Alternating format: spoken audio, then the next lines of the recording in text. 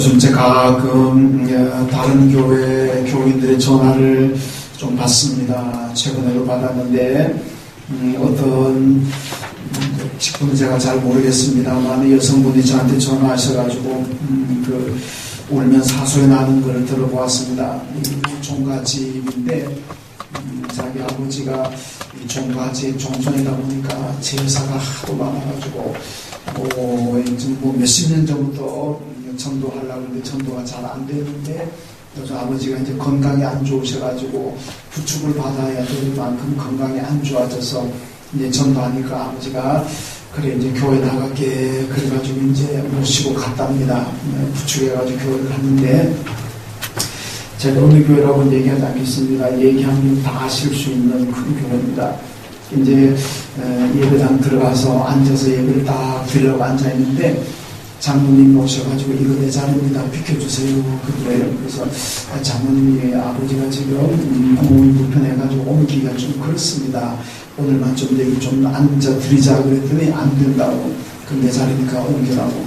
그래가지고 자주 옮겨서 예배드리고 왔는데 그 아버지가 그래서 너무 상처를 받아가지고 내가 다시도 교회 안 간다. 그래가지고 지금 몇 년째 교회를 안 나가고 계신다고. 그래서 이분이 교회 가면 그 장모님만 보면은 너무 원망스럽기도 하고 교회 가기는 가야 되는데 안 갈 수는 없고 너무너무 고민이 된다. 그런 얘기하면서 저한테 울면서 얘기하는 거를 듣고 저도 같이 기도했습니다. 여러분 우리 교회 어떤 집사님은 예수 믿기로 결심하고 교회를 가셨는데 주차장 자리가 하나 딱 비기를 거기다 차를 딱 대고 예배들로 가려고 그러는데 주차 안내원이 와가지고 여기는 장모님들의 자리입니다. 차를 다른 데로 이동시키세요. 그러니까 이 집사님이 오늘만 좀 예배 드리자고 시간이 다 됐다고. 안 됩니다. 다른 데로 이동시키세요. 그래가지고 차를 집으로 와버렸어요. 그리고 그 교회 안 나가고 우리 교회 왔습니다. 그래서 그 교회 주차 요원 때문에 우리 교회 그분이 오셔가 우리 교회에서 믿음 잘 잘하고 있습니다. 우리 장모님들이 우리 교회 장모님들 안 그러니까 너무너무 감사합니다. 안 감사합니다. 여러분 우리 장모님들 누가 와서 그 자리에 앉더라도 절대 자리 비켜라 그러지 마세요. 절대 자리 비켜라 그러지 마시고 누가 와서 주차하더라도 여기 장모님 자리라고 차 안에 옮기라고 절대 그러지 마시고 우리 교회 장모님 안 그러니까 제가 마음은 놓입니다만은 저도 주일날 제 차는 절대로 교회 주차는 안 됩니다. 저 차는 저 멀리 갖다 대지 안 됩니다. 우리 교회 장로님들이나 저는 주일날 되면 교인들이 와서 주차 편하게 해드리도록 애쓰고 노력하고 있습니다. 여러분들 앉고 싶은 자리 어디든지 앉으십시오. 비켜라 소리 안 하겠습니다. 저는 그 비켜라 소리 안 하려고 위에 올라와 있습니다. 우리 교회는 절대로 자리 가지고 앉는 자리든 주차한 자리든 이거 가지고 다른 분에게 아픔 주는 그런 교회가 되면 안 됩니다. 지금까지 잘하고 있는데 앞으로도 그런 일은 없어야 됩니다. 여러분 왜 이런 일이 생깁니까? 섬기려고 하지 않는다 그래요. 뭔가 섬기를 받을 내가 이 교회 장로인데 내가 이 교회 목사인데 권사인데 이러면서 섬김을 받으려고 그래 하다 보니까 섬기는 마음이 없으니까 그것 때문에 마음 아파하는 사람들 상처받은 사람들 얼마나 안타깝습니까? 아직도 한 7, 8년 지났는데 아직도 그게 마음이 은근해져가지고 해결 못하는 그런 모습을 보면서 참 잘 섬기는 교회가 되어야 되겠구나 그런 생각을 해보았습니다. 오늘 말씀 보면 예수님께서 제자들의 발을 씻기고 난 다음에 주신 말씀입니다.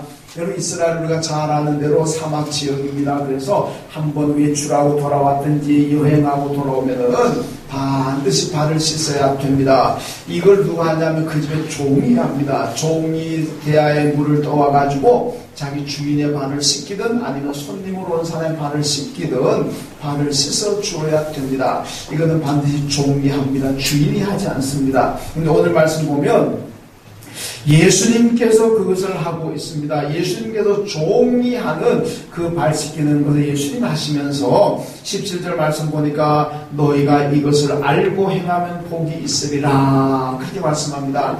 한번 따라합시다. 너희가 이것을 알고 행하면 복이 있으리라. 믿습니까? 이것을 알고 행하면 복이 있다고 말씀합니다. 이런 구약 성경에 우사라는 사람이 있잖아요. 이 사람이 법궤를 이제 예루살렘 성으로 옮기려고 하는 책임자가 되었는데, 이 사람이 하나님의 법궤를 옮기기 위해서 얼마나 정성을 다하는지 모릅니다. 자기 나름대로 최선을 다해서 준비합니다. 그래서 수레도 새롭게 만든 수레를 갖다 놓고, 소도 한 번도 써보지 않은 소를 갖다 놓고, 그리고 거기다가 새 수레에다가 처음 일하는 소에다가 수레를 싣고 양쪽으로 성가대원들이 쫙 도열한 가운데 이 법궤를 운반하려고 합니다. 그 운반에 가는데 중간에 소가 뛰니까 법궤가 떨어지려고 하니까 법궤를 잡았습니다. 그 순간에 그 자리에서 죽고 말았습니다. 여러분, 왜 이 우사라는 사람이 그렇게 정성을 다했고 최선을 다했는데 하나님께서 상을 주시지는 못할 망정, 왜 그것 때문에 법궤가 떨어지려고 하는 거 잡는 것은 당연하지 않습니까? 여러분, 우리가 저나 여러분이 그 법궤를 운반한다고 하더라도 소가 뛰어가 법궤가 떨어지려고 하다 당연히 잡지요. 이게 뭐가 잘못됐습니까? 그런데 그거 잡았다가 그 자리에서 죽습니다. 여러분, 왜 그런지 아십니까? 법궤는요, 하나님의 법이 있습니다. 반드시 레위 지파 사람 가운데 고아 자손들이 어깨에 메고 운반해야 되는 게 법궤입니다. 하나님의 법입니다. 수레에 싣고 옮기는 게 아닙니다. 아무나 법궤를 운반하는 게 아닙니다. 반드시 고아 자손들이 어깨에 메고 옮기도록 되어 있습니다. 그런데 그 하나님의 방법을 무시하고 하나님의 뜻을 무시하고 말씀을 무시하고 자기는 마음대로, 물론 정성을 다하고 최선을 다하고 아름답게 준비했지만은 하나님의 뜻대로 하지 않았다는 겁니다. 그래서 결국은 그런 불행한 사건이 일어나고 말았습니다. 여러분, 하나님을 섬긴 데는요, 정성이 들어가야 됩니다. 열정이 들어가야 됩니다. 최선을 다해야 됩니다. 그런데 그것보다 더 중요한 것은 하나님의 뜻대로 하는 것인 줄로 믿습니다. 하나님의 뜻을 벗어나고 하나님의 말씀을 벗어났다면 그게 아무리 정성이 들어가고 아무리 열심히 준비했다고 할지라도 의미가 없는 겁니다. 그건 복받을 수가 없습니다. 열정을 가지되 정성을 다하되 우리는 하나님의 말씀 안에서 행해야 될 줄로 믿습니다. 이것을 알고 행하는 사람이 복이 있다는 얘기예요. 여러분, 그래서 교회에서 성경 공부도 합니다. 여러분, 성경을 읽어라 그럽니다. 왜 그렇습니까? 뭘 알고 섬겨야 될 것 아닙니까?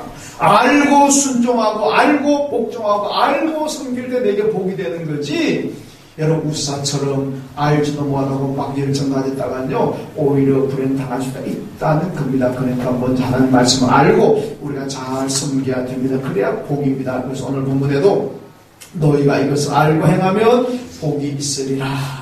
그렇다고 우리가 무엇을 알아야 되겠습니까? 첫째로는 낮아져서 섬겨야 됨을 아는 것, 이게 복이라는 얘기입니다. 빌립보서 2장 보면요, 너희 안에 이 마음을 품으라 곧 그리스도 예수의 마음이니. 그러면서 뭐라 그럽니까? 그 예수님은 하나님과 동등될 수 있는 하나님의 자리를 버리고 사람의 모양으로 세상에 오셨습니다. 종의 모습으로 세상에 오셔가지고 섬겼다고 말씀하고 있습니다. 이 예수의 마음을 우리가 본받아야 되고 이 예수의 마음을 품으라고 말씀하고 있습니다.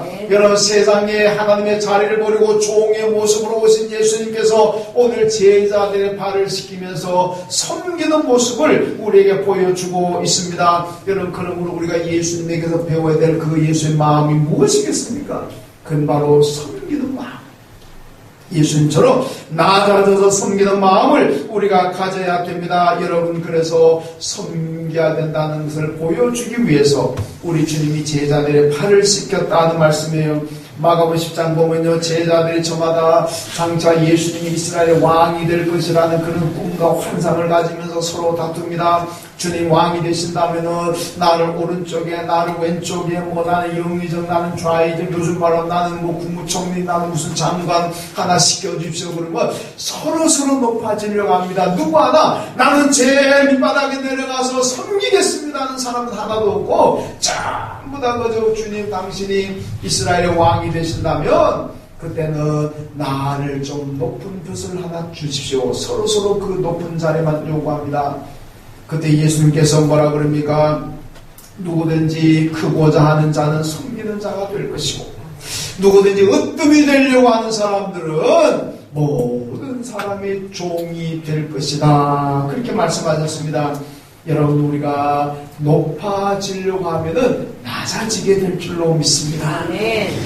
오히려 내가 낮아지면 하나님께서 나를 높아주시고, 내가 낮아져서 섬기면은 사람들이 나를 존경하게 될 줄로 믿습니다. 여러분, 그러므로요, 교회는 섬기려고 할 때 은혜가 있습니다. 교회는 섬기려고 할 때 거기에 평화가 있는 겁니다. 여러분, 섬기려고 할 때 거기에 하나님의 축복이 임하실 줄로 믿습니다. 여러분, 사탄이 역사하는 교회하고 성령이 역사하는 교회가 어떻게 다른지 아십니까? 사탄이 역사하는 교회는 전부 다 섬김을 받으려고 합니다. 아니, 왜 나한테 먼저 인사 안 하는 거야? 아니, 왜 내가 이 교회에 얼마나 큰 공로를 세우고 공헌한 자인데 왜 나를 이렇게 무시하고 몰라주는 거야? 사탄이 역사하게 되면요, 늘 섬김을 받으려고 합니다. 그러니까 갈등하고 분쟁하고 싸우는 거예요. 왜 날 몰라주는 거야? 내가 이 교회에 얼마나 공을 세운 사람인데, 아니, 금방 온 주제에 뭐 말이 많냐고. 섬김을 받으려고 하는 곳은요, 사탄이 역사하는 줄로 믿습니다. 성령이 역사하는 교회는요, 섬기려고 합니다. 당신이 나보다 낫습니다. 당신 사랑합니다. 존경합니다. 여러분, 낮아져서 무슨 일이 있으면 서로 내가 먼저 하려고 그러고 먼저 낮아지고 먼저 섬기는 이런 교회는 성령이 충만한 그런 교회인 줄로 믿습니다. 여러분, 그런 교회 성도가 돼야 됩니다. 우리 한교회가 여러분, 섬기려고 하는 교회. 그래야 교회가 부흥하고, 그래야 교회가 은혜롭다는 말씀이에요. 여러분, 가톨릭이요, 많이 부흥합니다. 가톨릭이 옛날에는요, 통계를 보면요, 우리 교단보다도 가톨릭 교인이 적었습니다. 그런데 지금은 얼마나 많이 부흥했는지, 한국의 개신교 전체와 맞먹을 만큼 가톨릭이 부흥했습니다. 여러분, 그 통계가 나왔어요. 왜 옛날 우리 교단보다도 적었던 이 가톨릭이 오늘날은 그렇게 많이 성장해가지고 한국 개신교하고 그저 맞먹을 정도로 성장하게 됐느냐? 이게요, 20세기 말에 제2차 바티칸 공의회 거기서부터입니다. 여기 기록을 보면요, 캐톨릭의 그 당시 대표학자였던 칼 라너라는 사람이 있는데 이 사람이 캐치프레이즈를 걸었습니다. 여러분, 우리 캐톨릭이 이제 부흥하고 캐톨릭이 성장하려면은 우린 세상을 섬겨야 됩니다. 우린 사람을 섬겨야 됩니다. 세상을 섬기고 사람을 섬깁시다. 이 섬기는 운동을 전개했습니다. 그래서 그때부터 캐톨릭이 전 세계를 섬기기 시작했습니다. 섬기니까 한국의 캐톨릭도 많이 섬겼습니다. 낮아져서 섬겼습니다. 그래야 캐톨릭이 성장했습니다. 많이 부흥했다는 얘기. 메시지가 무엇입니까? 여러분, 섬기는 곳에 부흥의 역사가 일어나고 섬기는 곳에 하나님의 능력이 나타나게 될 줄로 믿습니다. 이사야 1장 말씀 보면요, 소는 그 임자를 알고 나귀도 그 주인의 구유를 아는데 이스라엘은 알지 못한다. 하나님의 탄식이 나옵니다. 소도 그 주인의 은혜를 알고 나귀도 그 주인의 은혜를 아는데 하물며 만물의 영장이라고 하는 이스라엘은 하나님의 은혜를 모른다. 참 배은망덕하다. 그런 얘기 아니겠습니까? 여러분, 은혜를 알아야 됩니다. 한국에 지금 교회가 많이 비난을 받고 있습니다. 욕도 많이 먹습니다. 근데 사실은요, 이 욕하는 사람들 보면 한국에서 교회는 백해무익한 집단들이다. 아무런 고문도 못하고 사회에 아무런 유익도 끼치지 못하는 정말 무익한 곳이다. 그렇게 질책하는 사람들도 있습니다. 그런데요, 교회의 은혜를 알아야 됩니다. 우리나라가 어떻게 맨날 도움받는 나라가 도와주는 나라가 되었습니까? 그래도 지금 많이 어렵기는 어렵습니다만은 우리나라가 많이 부흥하고 발전했습니다. 왜 그렇습니까? 여러분, 근대한 초기에 우리나라 선교사들이 들어와가지고 목숨을 바치면서 복음을 전했고, 목숨을 바친 학교를 세우고 병원을 세우고 교회를 세워가지고 이민족을 치료해주고 이민족을 교육시켰고, 여러분, 교회를 세워가지고 하나님의 복받는 나라도 만들었습니다. 그래서 우리나라 개혁의 주요 인물들이 기독교인들이 얼마나 많습니까? 선교사들로부터 예수 믿고 공부한 사람들이 이 나라 건국의 기초를 놓았습니다. 어떻게 그걸 부정하겠습니까? 우리나라는요, 예수 믿든 안 믿든 하나님의 은혜에 감사해야 되는 그런 나라인 줄로 믿습니다. 그런데 지금 많이 비난하고 욕을 합니다. 한편으로 참 은혜를 좀 알았으면 좋겠다 싶으면서도 또 한편으로는 욕먹을 일을 하고 있으니까 그것도 안타깝지 않습니까? 교회가, 한국교회가 욕먹는 일을 많이 하고 있습니다. 안타까운 일이죠. 왜 한국교회가 욕을 먹습니까? 여러분, 바로 섬기지 않기 때문에 그렇습니다. 한국교회가 정말로 예수의 마음이 그 마음으로 돌아가서 섬기려고 한다면 교회가 왜 욕 먹겠습니까? 왜 교인이 욕을 먹겠습니까? 어디 가더라도 칭찬받고 칭송받을 일입니다. 여러분, 섬기지 않기 때문에 그렇습니다. 하나님의 자리를 버리고 세상의 종의 모습으로 오셔서 제자들의 발을 씻기면서 섬김의 모습을 보여주신 우리 그 예수 그리스도의 마음을 본받아야 될 줄로 믿습니다. 그럴 때 교회가 부흥하고 그럴 때 우리가 복이라고 오늘 본문이 말씀하고 있습니다. 여러분, 섬기려면요, 남을 나보다 낮게 여겨야 됩니다. 우월주의에 빠지면 절대로 섬길 수 없습니다. 내가 저 사람보다 낫다, 저 사람보다 내가 많이 배우고, 저 사람보다 내가 가진 것이 많고, 저 사람보다 내가 더 높은 지위에 있다, 그래서 상대방에 비해서 내가 우월감에 빠진다면 절대로 섬길 수 없습니다. 교만하고 군림하려고 하고 거만하게 됩니다. 그런데요, 저 사람이 나보다 낫다, 바울이 얘기한 것처럼 남을 나보다 낮게 여기는 사람만이 섬길 수가 있습니다. 그러니까 여러분, 우월주의에 빠지지 마세요. 바리새인들은 왜 사람들을 그렇게 정죄하고 비판하고 자기들만 잘났다고 그랬습니까? 여러분, 우월주의에 빠져 있어요. 저 사람보다 내가 더 많이 기도하고, 저 사람보다 내가 정말 더 정말 의롭고 경건하고, 저 사람보다는 내가 모든 면에서 더 낫다 생각하니까, 자기보다 못하는 데 생각하니까 그 사람들을 비난해버리고 무시해버리고, 그러니까 예수님의 책망받잖아요. 우리는 우월주의에 빠지면 안 됩니다. 누구를 보더라도 저 사람이 나보다 나은 사람이다. 그럴 때 우리는 진정으로 섬길 수가 있습니다. 이것을 알고 행하는 사람이 복이 있다고 주님 말씀하셨습니다. 여러분, 낮아져서 섬기는 것이 복인 줄로 알고 섬기는 성도들 되시기를 주님의 이름으로 축원합니다. 두 번째로 본이 되어야 함을 알고 행하는 사람이 복이 있다고 말씀합니다. 오늘 15절 말씀 보면 예수님께서 말씀합니다. 내가 너희에게 본을 보였노라. 예수님이 우리의 본이 되어 주셨습니다. 고린도전서 11장 1절 말씀 보면 바울이 얘기합니다. 내가 그리스도를 본받는 것 같이 너희는 나를 본받는 자가 되라. 여러분, 예수를 본받으면요, 바울을 본받으면 우리도 본이 되는 성도가 되는 줄로 믿습니다. 이런 성도가 복입니다. 바울이 예수를 본받는 것처럼 우리도 이 바울을 본받고 예수를 본받는다면 진정으로 우리는 섬기는 자가 되고 이렇게 행하는 사람이 복이 있다고 주님 말씀하고 있습니다. 데살로니가 전서 1장 보면요, 데살로니가 교회에 대한 얘기를 나오는데, 데살로니가 교회가 이 아가야 지방과 그리고 마게도냐 지방에서 모든 교회 폰이 되었다, 그렇게 말씀합니다. 이 아가야 지방이라는 것은 그 지금의 그리스 땅을 보게 되면 그 북쪽은 마게도냐 지방이고 남쪽은 아가야 지방, 우리 성경이 말씀하고 있는 그런 곳이니까 남북을 다 합한 것이 지금의 그리스 땅입니다. 이 그리스 전체에서 데살로니가 교회가 본이 되었다, 그렇게 말씀하고 있습니다. 그럼 데살로니가 어떤 곳이냐면요, 이 유대인들이, 스페인에 사는 유대인들이 거기에 전염병이 돌았습니다. 그러니까 유대인, 스페인에서 이 전염병이 저 유대인들 때문에 생겼다 그래가지고는 유대인들을 추방시키고 쫓아내버렸습니다. 근데 추방당한 유대인들이 어디에 와서 정착하게 되느냐 하면 데살로니가에 와서 정착합니다. 그래서 데살로니가 정착하고 거기서 교회를 세워 하나님을 섬기는데, 여러분, 이 사람들이 얼마나 한이 많겠습니까? 얼마나 억울하겠습니까?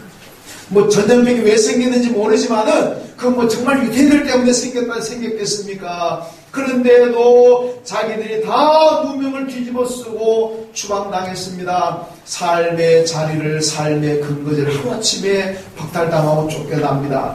그 마음에 그 원한, 감정, 한, 여러분 얼마나 크겠습니까? 정보 싶다 하면 많을 겁니다. 그런데 어떻게 이런 사람들이 모인 곳이 온 그리스 땅의 본이 되었겠습니까?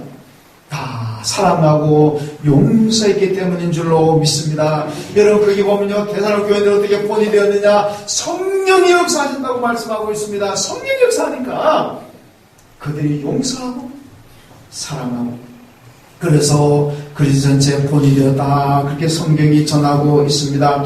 여러분 예수님께서요 뭐라고 가르칩니까? 원수로 사랑하라, 원수를 위해서도 기도하라, 용서란 말씀 아니겠습니까?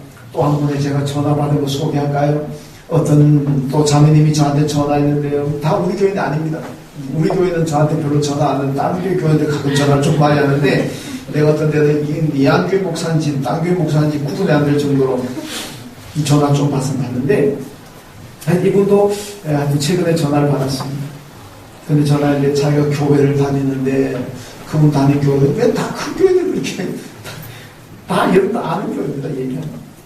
근데 가서 그 어떤 교인 한 사람 때문에 자기 인생이 다 망가졌다는 거예요. 구체적인 얘기는 제가 안 하겠습니다만은, 하여튼 자기가 다니는 그 교회 어떤 사람 때문에 자기 인생이 다 망가졌습니다. 이것도 아마 여러 전이니.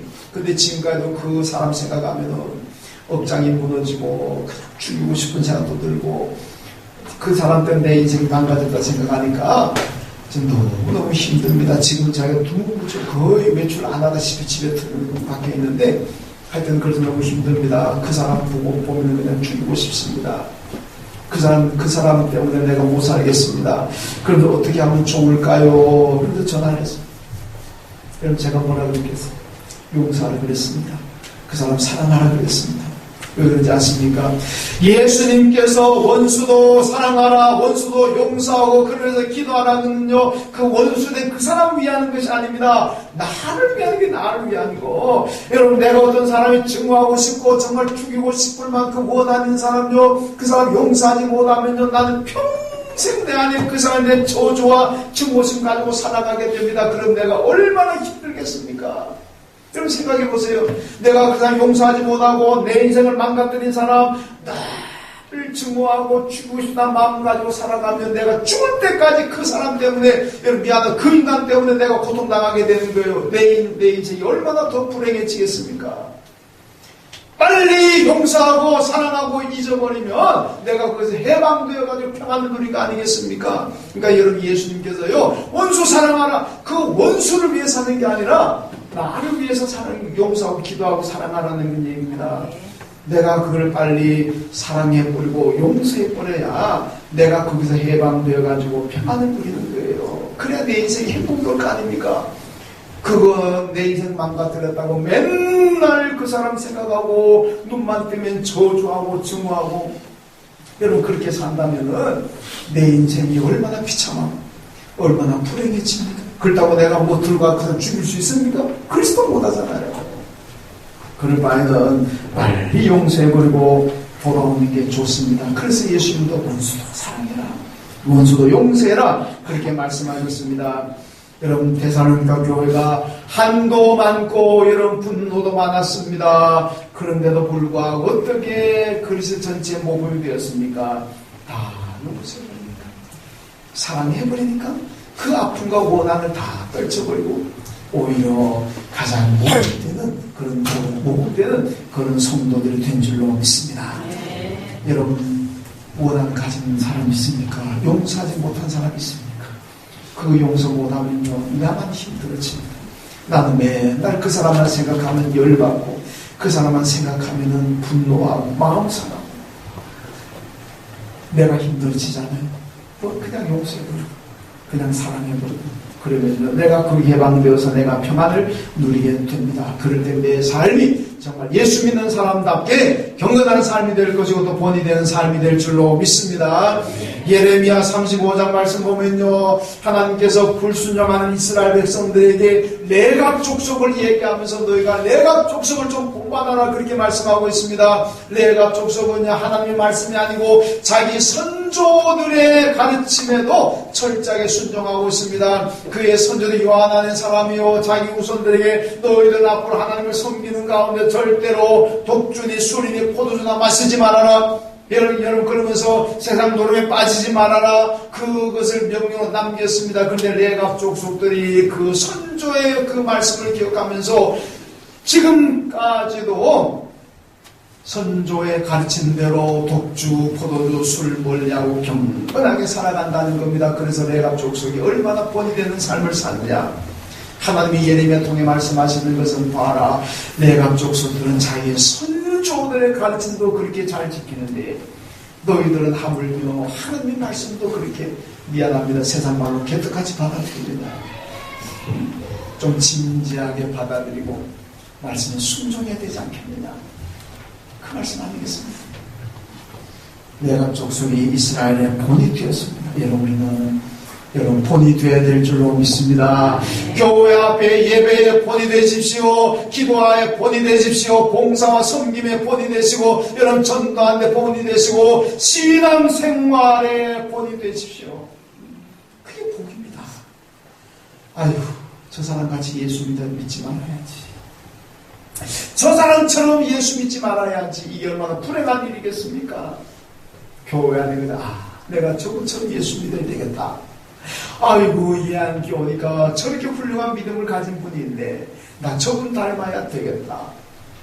그 사람이 복인 줄로 믿습니다. 네. 여러분 교인들이 나를 바라볼 때마다 저분을 닮아야 되겠구나. 저분을 본받아야 되겠구나. 그렇게 교인들이 생각한다면 나는 참 복받은 사람입니다. 여러분 모두가 우리 교회 앞에 본이 되는 그런 성도들 되시기를 주님의 이름으로 축원합니다. 세 번째로 보냄을 받은 자는 보낸 자보다 크지 않다는 것을 알고 행하는 것이 복이라고 말씀하고 있습니다. 16절 말씀 보니까 종이 주인보다 크지 못하고 보냄을 받은 자가 보낸 자보다 크지 못하나니 이렇게 말씀하고 있습니다. 여러분 종이 주인보다 더 크려고 생각하고 종이 주인보다 더 높아지려고 한다면 어떻게 되겠습니까? 쫓겨납니다. 옛날 노예 제도 하에서 같으면 죽을지도 모릅니다. 어디 종이 감히 주인보다 높아지겠습니까? 큰일 납니다. 그러다가 여러분 마찬가지로 우리가 하나님보다 더 높아지려고 하면 안 됩니다. 하나님의 자리 넘으면 안 됩니다. 오늘 말씀 뭐라 그럽니까? 보냄받은 사람은 보낸 자보다 높아지려고 해서는 안 된다. 그래서 복종해야 된다는 얘기입니다. 우리를 세상에 보내신 분은 하나님 아버지인 줄로 믿습니다.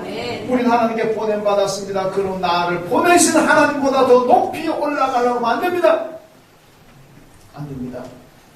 오늘 보니까 전 성지자 생일을 맞이해서 사랑이 딱 제공하는데 전지사를 세상에 보내신 분은 하나님이신 줄로 믿습니다. 하나님 보냈습니다. 하나님이 부모님을 통해 세상에 보내셨습니다. 그러므로 보내신 하나님보다 높아지려고 하면 안 된다는 얘기입니다. 우린 다 하나님께 보냄받은 사람들입니다. 하나님 말씀에 절대적으로 복종해야 될 줄로 믿습니다. 지금 제자들이 예수님께 제자들에게 하시는 말씀입니다. 여러분 제자들을 세상으로 보내는 분이 누굽니까? 예수 그리스도잖아요. 제자들 모아놓고 예수님 말씀합니다. 내가 너희들을 세상에 보낸다. 너희들은 보냄을 받은 나보다 더 높아지려고 해서는 안 된다. 너희들을 보낸 내가 너희보다 높다는 얘기입니다. 그러니까 내 말에 철저하게 복종하라는 얘기죠. 예수보다 높아지려고 하고 하나님보다 높아지려고 하고 그러면 안 된다는 얘기입니다. 여러분 세계 사상사 흐름을 보면요 이성주의라는 게 있습니다. 17, 18세기 이성주의가 나오는데 이 이성주의가 여러분 하나의 철학 사조입니다만은 이 뭔지 압니까? 인간의 이성이 만능이라는 겁니다. 인간의 이성이 하나님 자리에 올라가 있습니다. 하나님보다 더 높이 올라가 있습니다. 하나님으로는 안 되지만 인간의 이성으로는 불가능이었다 그랬던 부르짖던 시대입니다. 그러다가 이성주의가 쫄딱 망했습니다. 1차, 2차 세계대전 일어나면서 다 망해버렸습니다. 1차, 2차 세계대전 겪고 난 다음에 그래서 인간이 아니구나. 이성이면 절대적인 줄 알았는데 이게 아니구나. 그래서 이성주의자들이 자기들 실패를 인정하게 되었다는 거 아니겠습니까? 하나님보다 높아지면 안 됩니다. 하나님 우리를 보내셨습니다. 예수를 우리에게 보내셨습니다. 보내신 분의 말씀에 우리는 순종하고 복종해야 될 줄로 믿습니다. 여러분 칼 막사요. 이 양반이 무슨 얘기했습니까? 인류가 행복하려면 하나님을 없애야 된다. 하나님을 끌어내리고 예수를 없애야만이 인간이 진정으로 행복하고 인류가 평화롭게 산다 그랬습니다. 그러면서 자기가 공산주의 사상을 성경에서 나와서 만들면서 하나님을 빼버렸습니다. 예수를 빼버렸습니다. 그리고는 공산주의 만들었습니다. 이 공산주의 사회가 인류에게 유토피아나 천국 같은 생활을 제공할 것이라고 했습니다. 그렇게 됐습니까? 공산주의 받아들이는 나라 전부 망해버리고 말았습니다. 오늘 북한이 아주 공산주의를 가지고 있습니다만 여러분, 북한이 지금 그 천국입니까? 칼 막스가 말한 대로 인류의 평화가 있습니까? 온갖 비극으로 착취와 인권 이룬당하고, 여러분, 그게 지옥이지 그게 사람 사는 데입니까? 하나님 빼고 예수 빼면은 인류가 평화로울 줄 알았지만은 빼고 나니까 웬걸 지옥으로 변화되지 않습니까? 칼 막스가 하나님과 대결했다가 무참히 결국 인류가 그로 통해서 많은 사람들이 불행을 겪었습니다. 이스라엘 역사는요, 하나님이 개입하실 때에 하나님이 역사를 인도하시고 주관하실 때 그들의 역사에 여러분 형통함이 있었고 그들의 역사가 강한 역사가 되었던 겁니다. 하나님께서 이스라엘이 범죄했다고 물러서 버릴 때는요, 그들의 역사는 전부 다 짓밟히는 역사입니다. 망하는 역사입니다. 고통받는 역사입니다. 그런데 하나님께서 그들의 역사에 개입하시고 그들의 역사를 인도하시니까 그들이 강력한 나라를 건설할 수가 있었고 이스라엘 나라는 태평성대가 있었다는 거죠. 하나님이 내 인생에 개입하셔야 내 삶이 평화로울 줄로 믿습니다. 하나님은 교회의 역사에 개입하실 때 교회가 은혜는 교회를 성장하게 될 줄로 믿습니다. 하나님 우리 민족 역사 가운데 개입하실 때 이 민족 역사가 평탄하게 될 줄로 믿습니다. 하나님 없는 인생 불행합니다. 하나님 없는 나라 여러분 불행합니다.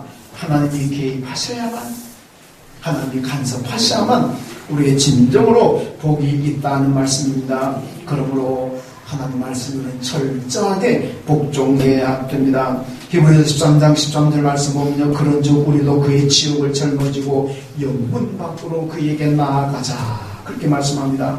여러분, 영문 밖으로 나아가자. 그가 계시는 영문 밖으로 나가자. 그는 예수를 가리킵니다. 예수님이 어디 계시나? 영문 밖에, 성문 밖에 있습니다. 그러므로 예수를 만나기 위해서 우리는 성문 밖으로 나가야 된다는 얘기입니다. 여러분, 전쟁이 있을 때는요, 성문 안은 안전한 곳입니다. 성 안에 있으면요, 성벽이 있죠. 성문이 걸어 잠겨 있으면은 외적이 침입해 들어오더라도 일정 부분 보호받을 수가 있고 안전한 곳이 성문 안, 영문 안입니다.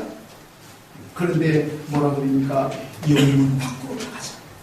성문 밖으로 나가자 그럽니다. 여러분, 성문 밖에 나갔다가 외적에 침입해가지고 죽을지도 모릅니다. 얼마나 위험한 일입니다. 위험한 일이겠습니까? 그런데 위험하고 험한 길이지만은 왜 성문 밖으로 나가자 그럽니까? 거기 예수가 계십니까? 여러분, 예수가 이스라엘 성 밖 골고다 언덕에 십자가에 죽으셨습니다. 예수님은 성 안에서 돌아가신 것이 아니라 성문 밖 골고다 언덕에 돌아가셨습니다. 거기가 예수님 골고다 십자가 있는 곳이라는 거죠. 그래서 우리가 성문 밖으로 나가서 예수 십자가 있는 거기서 예수를 만나는 얘기입니다. 우선은 성문 밖에 나가면 위험할 수 있습니다. 내가 죽을지도 모르는 그런 위기가 닥칠 수도 있습니다. 고통에 따를 수도 있습니다. 그래도 성문 밖에 나가서 예수 만나자. 근데 예수 만나는 것이 바로 평안의 길이고 예수 만나는 것이 안전하게 보호받는 길인 줄로 믿습니다. 믿음이라는 게 뭐겠습니까? 예수님께서 좁은 길 가라 그러잖아요. 비록 힘들고 다니는 사람도 별로 많지 않고 좁은 길 가려고 하면 다칠 수도 있고 넘어질 수도 있지만 그럼에도 불구하고 좁은 길을 가라. 힘들지만 그게 생명의 길이고 그게 구원의 길이라는 말이에요. 성 안에 있으면 안전할 것 같지만 결국은 예수가 없는 곳이라는 겁니다. 성문 밖에 있는 예수를 만나야 됩니다. 그래서 성문을 나와서 예수를 만나는 것이 우선은 힘들고 우선은 위기일 수 있지만은 그러나 예수 만나는 그것이 바로 구원의 길이고 안전한 길이고 보호받는 길이고 복된 길이라는 말씀입니다. 여러분, 성문 안에 안전하라 그러고 있지 마시고 예수가 가시는 길이라면 예수 만나는 곳이라면 그것이 성문 안이든 성문 밖이든 그것이 넓은 길이든 좁은 길이든 예수 만나는 길이라면 예수가 계시는 곳이라면 우리는 그 길을 가야 될 줄로 믿습니다. 그것이 생명입니다. 그것이 복입니다. 인간적인 생각을 다 버리고 예수가 계시는 선물 딱 좁은 길 우리 믿음으로 가야 됩니다. 그럴 때 그게 바로 하나님의 축복이고 은혜가 있을 줄로 믿습니다. 기다리겠습니다. 하나님 아버지 감사합니다. 오늘 주님께서 세상에 오셔서 종으로 나를 섬기셨습니다. 우리도 주님의 이 마음을 품고 주님처럼 낮아지고 낮아져서 교회를 섬기고 하나님을 섬기고 성도를 섬기는 종의 자리까지 내려갈 수 있는 저희가 되게 하여 주옵소서. 주님이 계시는 곳이라면 그 길이 어떤 길이든지 그곳이 어떤 장소든지 따라가고 복종할 수 있는 저희들 되게 하여 주옵소서. 예수님의 이름으로 기도하옵나이다. 아멘.